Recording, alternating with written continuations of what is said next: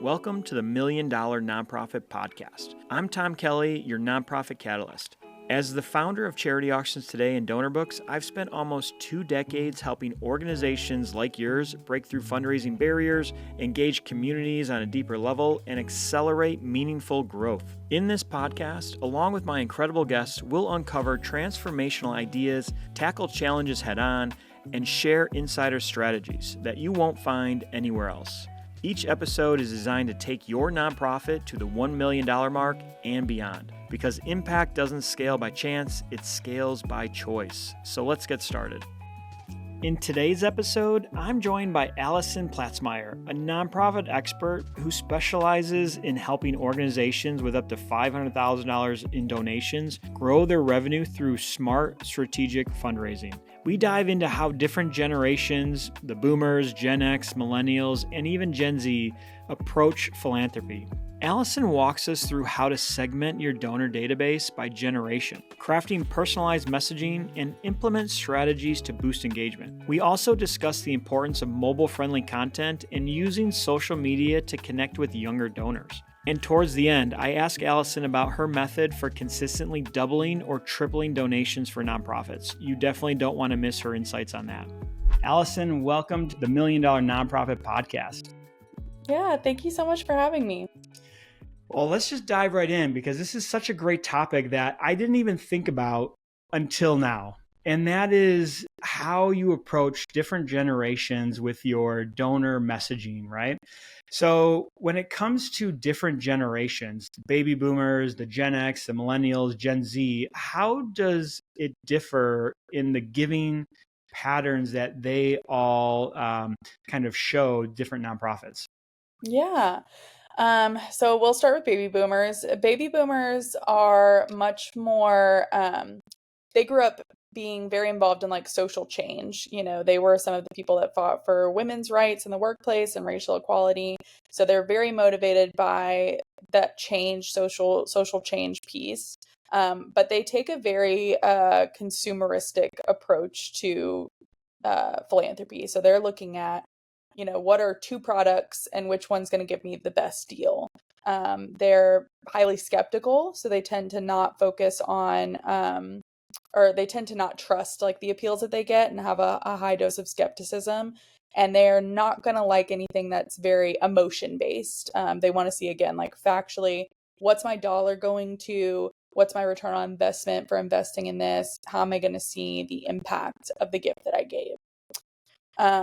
For Gen X, they're similar. They're very direct, kind of no holds barred, and they're. But one thing that's really interesting about Gen X is they are the most likely to give multiple times a year. So they. You know, some organizations worry about over asking and including somebody on an appeal too many times. Gen Xers are more than willing to donate to their chosen charities more than once a year. So they might be good for your monthly donors or to always be included on appeals throughout the year. Millennials. So once you hit millennials and Gen Z, you see a flip in the way that we traditionally thought about philanthropy. So with boomers and Gen X, we had this concept of the donor pyramid, right? So the goal was to get somebody in at a low level, one-time gift, and then move them into potentially a monthly donor, and then a major gift, and then a planned gift. And your goal was to steward them up throughout the lifetime of their partnership with the organization. With millennials and Gen Z, it's flipped. So we talk about it as the donor funnel. So you're looking at what is their engagement point.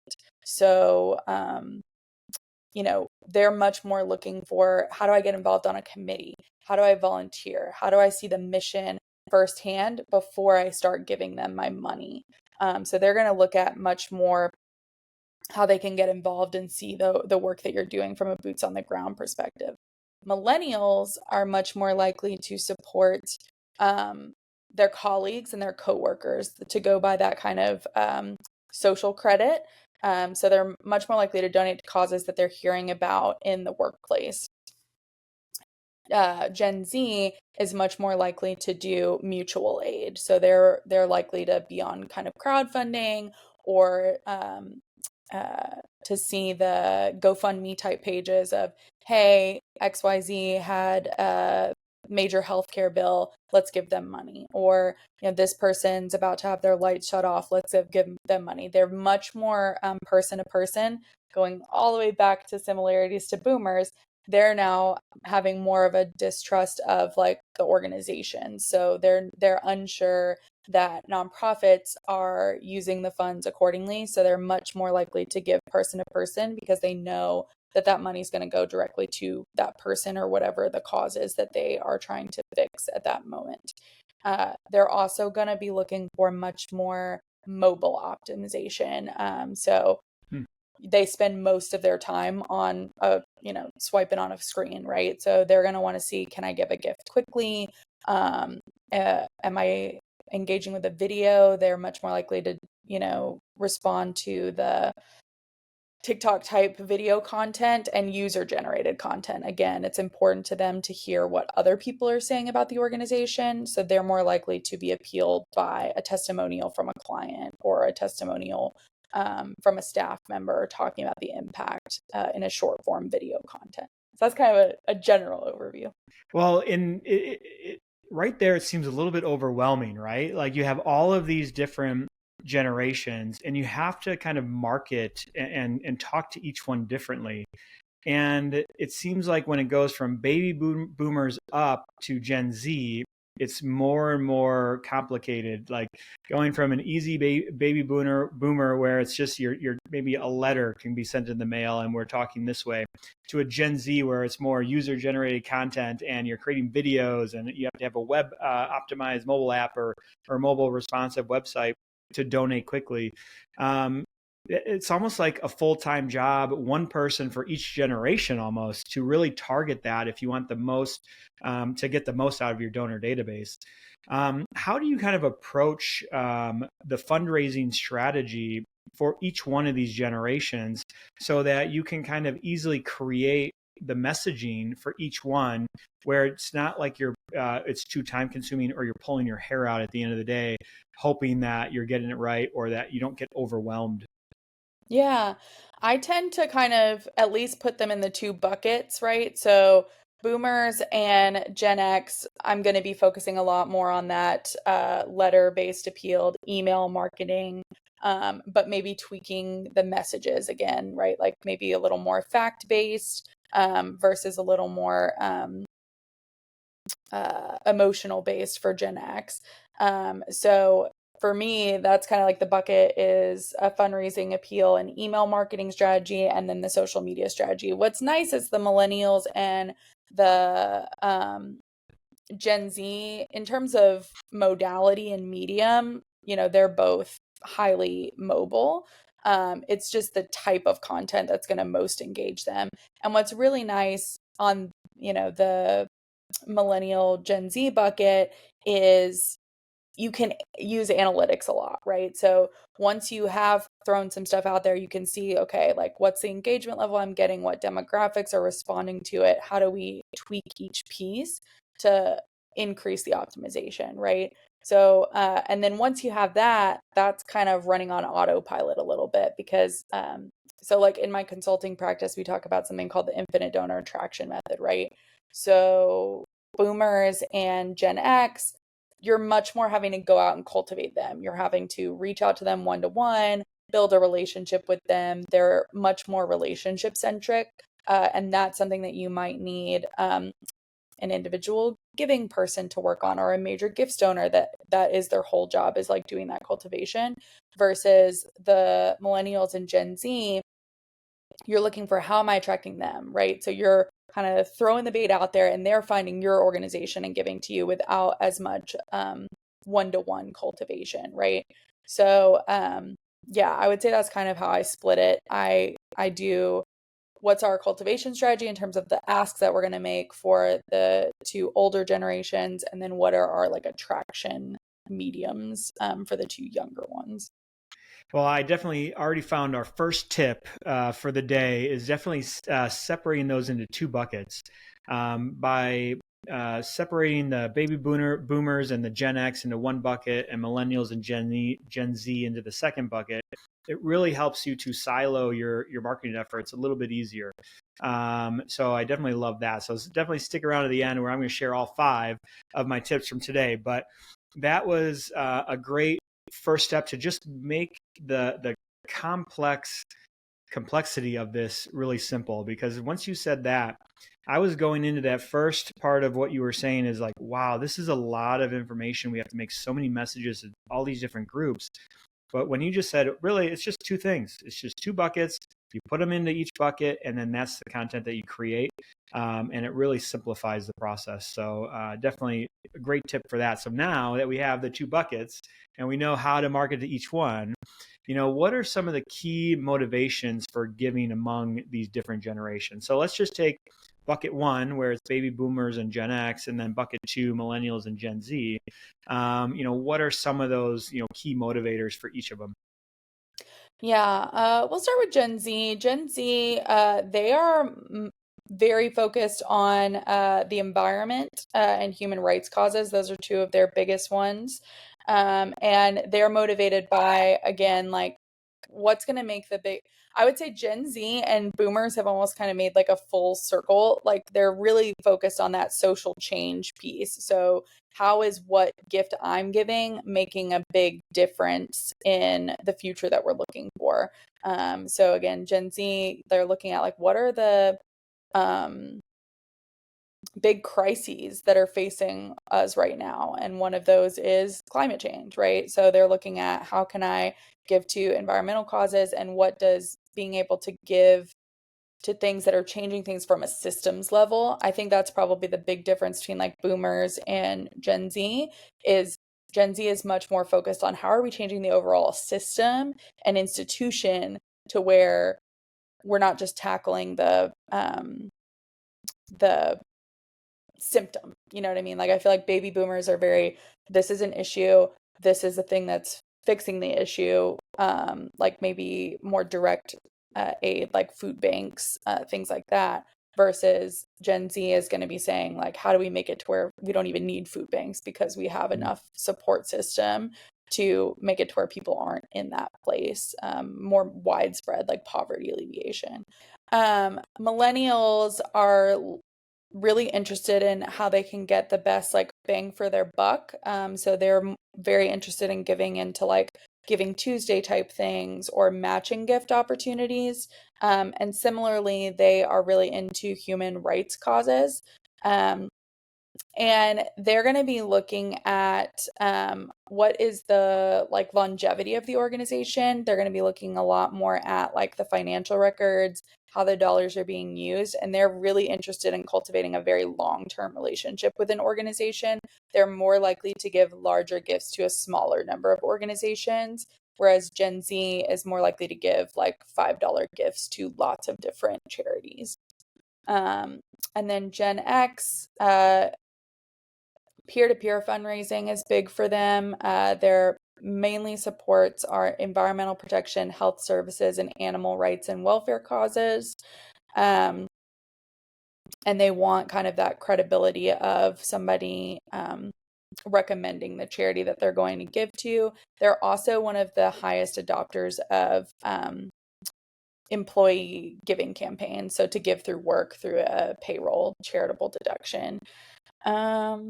So yeah, I would say their motivation is more they're more interested in seeing how the sustained impact of their work is going to make a difference for individuals. So again, Gen Z tends to be much more like institution system based, and Gen X is more who's the person. When it comes to like nonprofits, how do they tailor their fundraising, or how can they tailor their fundraising strategy and appeal to younger donors, such as like the millennials and the Gen Z? It seems like everybody wants to start creating content for Instagram and TikTok. And everybody usually has the legacy, donation appeals, which is the emails and the letters. But when it comes to kind of the younger generation, what's the best way that they can start to tailor that fundraising strategy for that new generation? Yeah, I mean, I think you can really use those generations to the benefit of those generations, right? Like, so they're already on social media. They're usually going to be more integrated to your work already because they want to be involved in volunteering and serving on committees. And so asking some of your younger supporters already to create content, again, that user generated content is going to be some of your best like credibility. And so like we have a career exploration program and we hire youth every summer, and they were really interested in TikTok. They love TikTok, right? So we leverage that of like, okay, if you want to be on TikTok all day, maybe you could be coming up with TikToks that we can post for the free store. And one of them went viral and it was very exciting. But you can really leverage those supporters that you already have and that are already kind of volunteering in your work to say, how can we use what they're creating when they're engaging with us to then further the mission. That way you don't have to have, a social media person on staff that's constantly having to come up with content. You can use the people that are already kind of coming through the door. That's been something that's been really great with like our free store is that we have, corporate groups coming through. We have student organizations coming through. And so there's so much kind of content being generated just from them being able to share that they spent their Saturday at the free store. And so making sure that they know like, hey, here's our Instagram, here's our Facebook. Make sure you tell people you came to the free store. That's how we find volunteers. That's how volunteers keep coming back. And also use things like, I don't know if every organization is going to have something like this, but we have Hands on Nashville, which is like a volunteer portal that people can sign up through.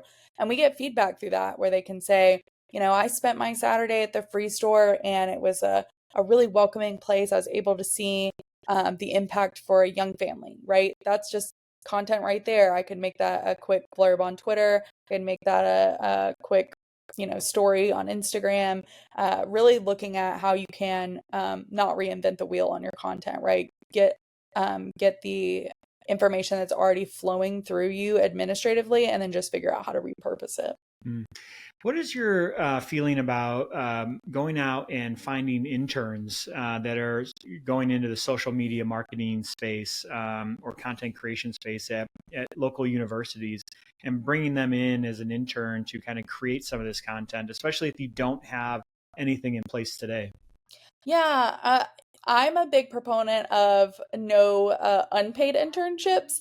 We do something called Power Youth. So it's providing opportunities for wealth building and economic resilience. And so it's sponsored through our local metro where the youth get paid 18 an hour to be interns for the summer. But I think, yeah, those internship opportunities are great. Because they offer them an opportunity to start working with an organization to see that as a potential avenue.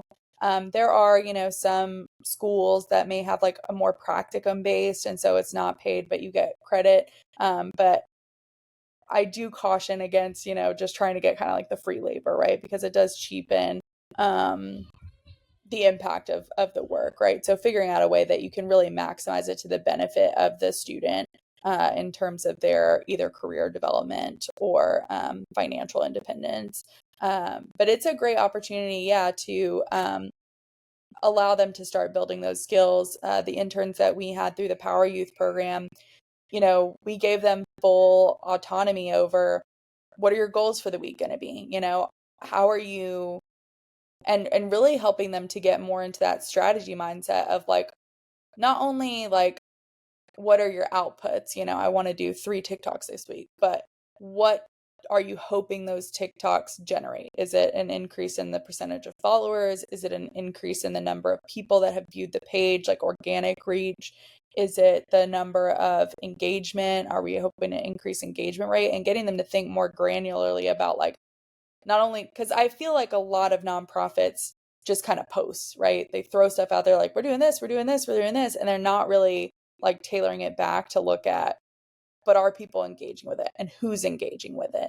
And how do we take what's working and make it better? And so once, the interns that we had this summer got their viral post, it was like, okay, so now we see that people like things where we're going through the different items that are at the free store. So let's do a little bit more of that. Because the free store is a big haven of just all sorts of things, right? And so when we're just posting, we have a store with a bunch of free things, people are like, what is that? But when they actually got to see like, wow, here's this piece of home decor, here's this kitchen set, here's the 1-day tampon kit, they're like, oh, okay, I now know like what's at the free store and how it's helping people. So you're able to really say, okay, here's the type of content that's most resonating with people and finding people organically. And I know your sweet spot when working with nonprofits are the newer nonprofits up to maybe $500,000 in donations a year. And you're consistently working with them and easily 2 and 3xing the amount of money that they raise in the first year by implementing these strategies, right? What are some, a couple tips that you can share that you implement right away that helps you to kind of get the kind of success that you get consistently every single year? Yeah, thank you so much. The first step is always creating an ideal donor avatar, right? So we're looking at what is the organization doing and what type of donor is going to resonate with it. So even beyond the, generational giving that we're talking about, there's donor psychology. There's like 7 reasons that people are giving to an organization. I think there's 9 that makes them stop giving, right? So being able to understand like who are the type of people that are going to give to us? Is it people that are motivated for altruism? Is it people that want the tax breaks? Is it people that have a connection to the cause or are going to be a beneficiary of the services? Things like that. Being able to kind of categorize that and realize what type of persona is going to be most attracted then helps you to go through who your potential like wealth prospecting would be. So we usually start by creating 2 to 3 ideal donor profiles that would be really interested in working with your organization. And then we do wealth prospecting, so screening people that have given to similar organizations that meet that criteria. And then we categorize them from affinity and capacity to give and kind of say, here's the people that have highest affinity and highest capacity to lowest affinity, lowest capacity, and then create kind of our strategy for how we're going to target that. Again, one of the biggest challenges in an organization that's 500K and below is they just don't have enough staff, right? So you have to deploy your finite resources to the donors that are going to be most likely to convert. And then, as you mentioned earlier, it can sometimes be a little daunting because you're like, oh, there's all these different avenues to go and gather people, right? That's something that you can have when you have a bigger team that you can segment for, some that are going after major gifts, some that are going after individual campaigns, some that are doing your special events, some that are doing your social media. So my goal is to get them to where they have a staff, to where they're beyond the executive director or they've hired their first development director and are then able to cultivate those strategies. So I help them with getting the strategy in place, getting kind of the research, and then getting the tools in place for the language that they're going to use to solicit. Well, and if you just think about it, that let's just say your organization is bringing in $250,000 in donations a year. If you can double that, you're bringing in 500,000, or triple it and you bring in $750,000. That's a game changer to most nonprofits, right? And it just goes to show that if you're consistently getting these results by implementing these strategies, this is definitely something that every organization needs to implement, and they need to implement it right away, because this is like the low-hanging fruit that most organizations are just missing out on, that if they just take a little bit of time and talk to the experts and just put together that strategy and really just think about your donors and the generations that they're currently in and how you best communicate with them, you can really explode the amount of donations that you receive in a really quick process and quick turnaround time. Yeah.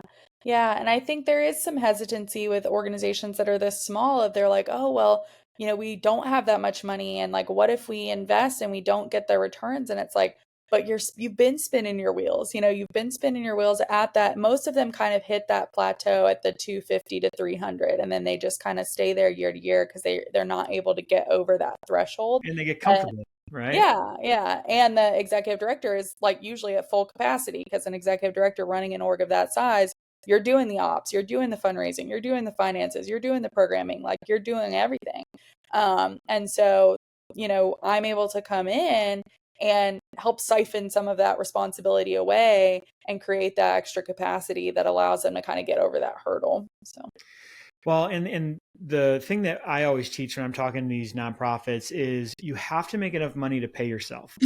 Whether you're a founder, whether you're want to hire the next employee or a volunteer and bring them on, because once you're able to, pay yourself a salary, that is when you can really start to explode your organization. If you're going to kind of keep this as a side hustle and make a couple $100,000 a year, but you're still working your main job, you're never going to take your mission to the level that it could be and it should be, right?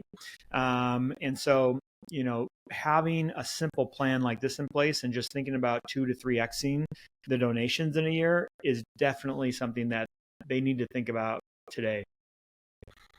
Yeah. So I promised my 5 tips. So here are the 5 nuggets that I had, and we're going to wrap this up. This was a great conversation about how to even think about your fundraising strategy based on multiple generations. A lot of people just go right into it and say, hey, this is just my one marketing strategy, my one marketing message, and they just blanket everybody in their donor database with it. And we quickly found that you shouldn't do that. You got to tailor your message. If you want to 2 to 3x your donations regularly every single year, putting together a little plan like this where you can segment your messages based on the generations is definitely going to help you 2 to 3x your nonprofit a lot faster. So tip number 1 was, put the 4 generations into 2 buckets. So basically your first bucket is baby boomers and Gen X, and your second bucket is millennials and Gen Z, and craft your messages for there to start. Remember to ask yourself, how are we cultivating relationships with our older generations, and what strategies are we using to attract the younger generations? And then, make sure we cover our bases. Make sure that you're utilizing social media and creating a mobile-friendly website. You're missing out on half of those generations that if you don't have those things in place, you're really only talking to a small segment of your donor base. And really with baby boomers and Gen X, you need to be clear. You need facts-driven messaging, which is a big thing. I never would have thought about that until you brought that up today, where they just want like the facts. Give me the facts. And then your other bucket is more into like feelings and social causes. And, I just want to feel good. So, those were some great tips that we saw today, or that we heard today. And I think if we can just implement a lot of these strategies, the results that you get for your customers or your clients, 2, 3xing regularly in 1 year is not unattainable, right? So, how can people find more information if they want to work with you, or if they want to just pick your brain about things? What's the best way to get in contact with you, where you can maybe provide some more help to some of these organizations? Yeah, I would say LinkedIn is probably my most available platform. Allison Quintanilla Platzmeyer. My consulting practice is AQP Consulting. So we're on LinkedIn, Facebook, Instagram as AQP Nonprofit Consulting. And yeah, you can find me there. It allows you to book an appointment through there. I'll also recently, a lot of this information is based on a book that I wrote actually from B to Z, Trends in Generational Giving. And so that will be published in the next couple months, fingers crossed, which goes a lot more into like the statistics and breakdown of all the generations. So. Well, we'll make sure when you publish that book, we're going to have you back on so we can talk all about the book, because this is one of those topics that nobody really thinks about it, especially if you're a small nonprofit. You're really just out there hustling and grinding and just trying to get the next donor. But then once you get them, how do you kind of segment them into buckets so that you can tailor your messaging that best resonates with them? And so, that book is going to be amazing for our audience. And just the level of knowledge that you just dropped today has been great. Allison, thanks so much for being on the podcast today. You've been able to help so many organizations so far, and I know our audience has definitely enjoyed watching or listening to this conversation. Yeah, thank you so much. I really appreciate the opportunity. You got it. You have a great day. You too. Thank you for tuning in to the $1 Million Nonprofit Podcast. If you'd like free resources to take your nonprofit to the $1 million mark, visit realtomkelly.com/playbooks. And because I'm committed to helping nonprofits maximize their impact and reach as many people as possible, contact us at hello@realtomkelly.com to explore bringing me in to speak at your next event. And as always, I'm looking forward to sharing more transformative insights with you on our next episode.